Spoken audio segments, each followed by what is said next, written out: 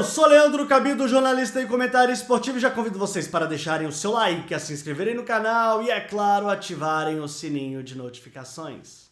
Bom, e a derrota do Palmeiras para o Tigres na semifinal do Mundial de Clubes desencadeou um debate acerca da verdadeira posição do Campeonato Brasileiro em relação a outras ligas do futebol mundial. Será mesmo que o Campeonato Brasileiro ainda é o mais importante das Américas? Seria o Campeonato Brasileiro ainda o mais valioso das Américas? Bom, eu vou dar algumas respostas aqui, algumas opiniões também, mas antes, novamente, lembrando, não deixem de se inscrever, de ativarem o sininho de notificações e de comentarem. Para vocês, o Campeonato Brasileiro ainda é o melhor das Américas? Bom, vamos lá, vamos para o vídeo, falando um pouco mais sobre esse contexto, da eliminação do Palmeiras. O Palmeiras foi campeão da Libertadores batendo o Santos, vocês viram isso? E na semana seguinte desembarcou em Doha, no Catar, e acabou sendo eliminado pelo Tigres. Bom, primeiro, pegar o Tigres já foi um azar danado no sorteio, O Palmeiras poderia ter tido uma sorte maior se não tivesse pegado o Tigres de cara. E por que eu tô falando isso? O Tigres já é um dos maiores clubes do futebol mexicano. Ele é um dos maiores clubes de investimento do futebol da América do Norte. Inclusive, ele foi campeão da Concacaf Champions, vencendo o LAFC, numa decisão até muito legal, muito divertida de assistir, inclusive. Mas o que me chama mais atenção é o poder de investimento dos clubes mexicanos, Um exemplo disso é que o Tigres foi, em 2015, até o Olympique de Marseille e contratou o Gignac, inclusive, que fez o gol diante do Palmeiras, um atacante francês hoje de 35 anos, que há muito tempo já é o melhor centroavante do futebol norte-americano e também já era, para mim, um dos maiores atacantes do futebol das Américas. Ele é realmente um jogador diferenciado e é o grande líder dessa equipe. Aliás, a título de curiosidade, para quem não sabia, o Gignac jogou com o Vargas, do Atlético, e também com o Rafael Sobis. Aliás, com o Rafael Sobis, ele fez a dupla de ataque da equipe que foi vice-campeão da Copa Libertadores naquele ano em que o River Plate ganhou do Tigres na decisão. Então, até nisso, a gente tem que lembrar aqui que o Tigres ele já foi até em decisão da Libertadores da América quando as equipes mexicanas ainda disputavam o torneio. Bom, vamos lá, vamos por partes aqui. Primeiro, existe aqui uma diferença clara de modelos de gestão das ligas, E aí eu vou colocar a MLS e também a Liga MX, que é a Liga Mexicana, no mesmo pacote e fazer uma comparação com o Campeonato Brasileiro. O Campeonato Brasileiro, na verdade, é um conjunto de 4 campeonatos, séries A, B, C e a D. A MLS tem só basicamente MLS, os seus clubes que são as franquias. E a Liga MX é uma competição que tem hoje 19 equipes, não tem rebaixamento, porque eles querem chegar ao nível de 20 equipes na competição. Isso vai acontecer já na próxima temporada e assim as equipes não estão caindo, elas só estão subindo.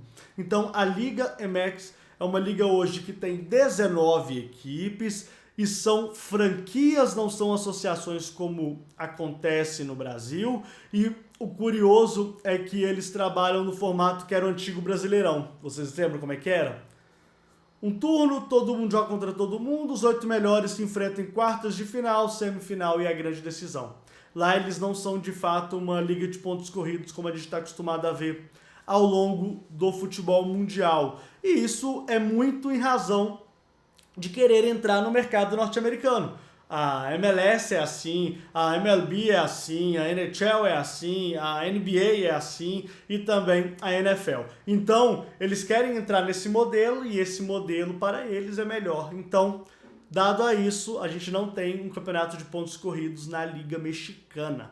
É um campeonato de pontos corridos até um tempo e depois vira um grande mata-mata. E esse formato, como eu falei, agrada ao mercado norte-americano, que é o segundo ponto que eu vou colocar agora, e é um ponto importante, é um ponto fundamental, que é a entrada do campeonato mexicano no mercado dos Estados Unidos. O mercado americano, a gente sabe, é muito forte, ele é muito vasto em razão da quantidade de latinos que que possuem os Estados Unidos e de fato é onde a grana vai rolar. Então, ao longo do tempo, a gente vê aí uma entrada muito maior da Liga MX nos Estados Unidos e de fato concorre com a MLS. E o Brasileirão nessa história? Bom, o Brasileirão nessa história fica com o mercado brasileiro. É uma liga que pouca gente vê fora do Brasil, é uma liga que pouca gente vê na América do Sul, inclusive, isso é um fator muito importante de ser colocado aqui, mas a economia brasileira ela é tão forte nesse sentido que ela consegue absorver o Campeonato Brasileiro praticamente sozinho e ainda assim deixa o Campeonato Brasileiro como a liga mais valiosa das Américas. E um fator curioso, a Forbes listou nas últimas semanas, acho que foi no mês de novembro, se eu não estou enganado, a lista dos clubes mais valiosos do mundo. Só que essa lista vale com questão de patrimônio, vale a questão do elenco, vale a questão da dívida também, então acaba que é uma grande mistura. A Liga norte-americana tem mais times entre o top 10, a Liga MX também tem bons times e o Brasil tem 3 times, Corinthians, Palmeiras e o Grêmio. O Palmeiras e o Corinthians são os segundos e terceiros, respectivamente, e muito em razão também dos estádios construídos, né? São estádios valiosíssimos, então isso acaba elevando um pouco esse nível. O time mais valioso das Américas hoje, inclusive, vale 3 vezes mais que o segundo colocado, é o Atlanta United. E por que o Atlanta United da MLS vale mais hoje? Por causa do Mercedes-Benz Stadium, que é onde também joga o Atlanta Falcons da NFL. Então, nesse contexto, você vê aí clubes já dos Estados Unidos sendo mais valiosos que clubes brasileiros. Porém, existe um fator que é determinante para que o Campeonato Brasileiro seja um campeonato muito maior que tanto a MLS quanto a Liga Mexicana, que são os talentos, né? O Brasil ainda se dá o direito de ter essa marca muito forte que são os talentos nacionais. E aqui chegamos a um ponto que é importante, né? A questão do mercado e a troca de jogadores, né? O Brasil que se acostumou em alguns momentos a perder jogadores para o futebol mexicano, porque lá paga mais. E detalhe, tá? Antes que a gente entre nesse assunto de fato, o mercado mexicano, a Liga Mexicana, tem um fundo que garante o salário dos atletas. Ou seja, ela recolhe uma grana de cada franquia, faz um fundo e aquele clube, aquela franquia que tiver dificuldade de pagar salário, eles vão lá e ativam esse fundo para pagar o salário dos atletas. Então não existe salário atrasado nem na MLS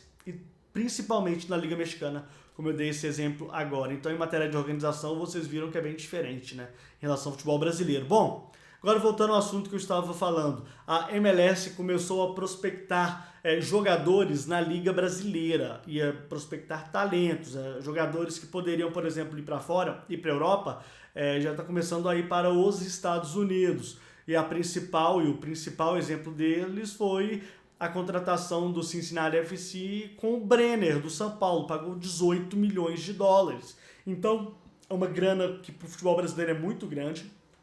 Para os padrões da MLS também é muito grande, é um valor realmente muito alto, mas que já começa a entender os Estados Unidos que, se eles quiserem aumentar um pouco mais o nível da MLS, eles têm que, de fato, tirar jogadores do futebol brasileiro. Já assim, um movimento para tirar argentinos, equatorianos, colombianos das suas ligas na MLS, mas a MLS agora está começando a tirar de jogadores brasileiros. Eu não preciso aqui falar da organização dos estádios, dos dois países, né, tanto do México quanto dos Estados Unidos.